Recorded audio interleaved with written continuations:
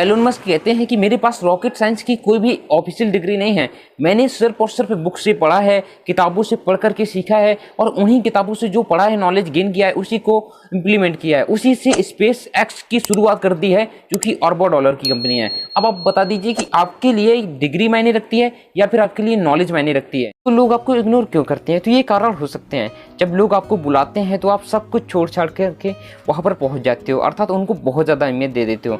वो एक रीज़न हो सकता है कि आपने खुद को अहमियत नहीं दी, खुद से ज़्यादा दूसरों को अहमियत दे दी है।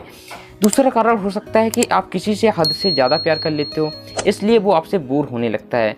आप अपनी दिल की बातें बता रहे हो बट वो सुनना नहीं चाहता, इसलिए वो आपसे बोर होने लगता है। कभी कभी क्या होता है कि आप ओवर रिएक्ट कर जाते हो अपना इंप्रेशन जमाने के चक्कर में, इसलिए आपकी रिस्पेक्ट कम हो सकती है।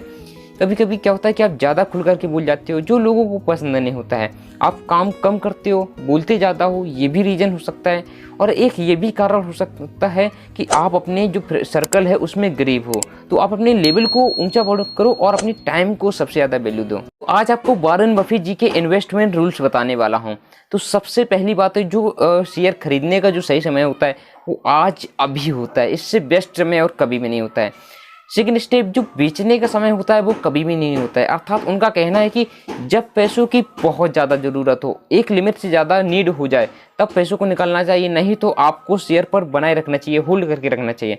थर्ड स्टेप आता है कि आप किसी भी स्टॉक पर अगर होल्ड करके नहीं रख सकते तो उस स्टॉक को खरीदो मत, अदरवाइज उस स्टॉक पर अगर खरीदो तो उसे होल्ड करके लंबे से लंबे समय तक के लिए रखो, तभी आप ज़्यादा से ज़्यादा प्रॉफिट गेन कर सकते हो। ये 3 रूल्स हैं। ऑडी कार कंपनी ने एक ऐड छोटा सा निकाला, उसमें उन्होंने क्या किया कि जो पॉपुलर कार कंपनियां थी उनके ऐड लोगों को लिया गया है और ऑडी के जो छल्ले होते हैं, एक एक छल्लों में उनको चाबी के अनुसार जोड़ दिया गया है जो फोटो में दिख रहा है। और इसके अनुसार उन्होंने क्या दिखाने की कोशिश की है कि जो भी टॉप कंपनियां हैं उन सभी के जो टॉप फीचर्स हैं वो ऑडी कार में आपको मिल जाते हैं।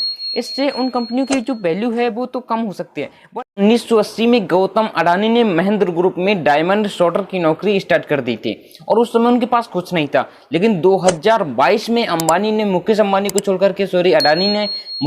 को पीछे पछाड़ा, इसके बाद वॉरेन बफेट को पीछे पछाड़ा और दुनिया के 5वें सबसे बड़े रिचेस्ट इंसान बन गए और इनकी कुल संपत्ति $123 बिलियन से भी ज्यादा की होगी।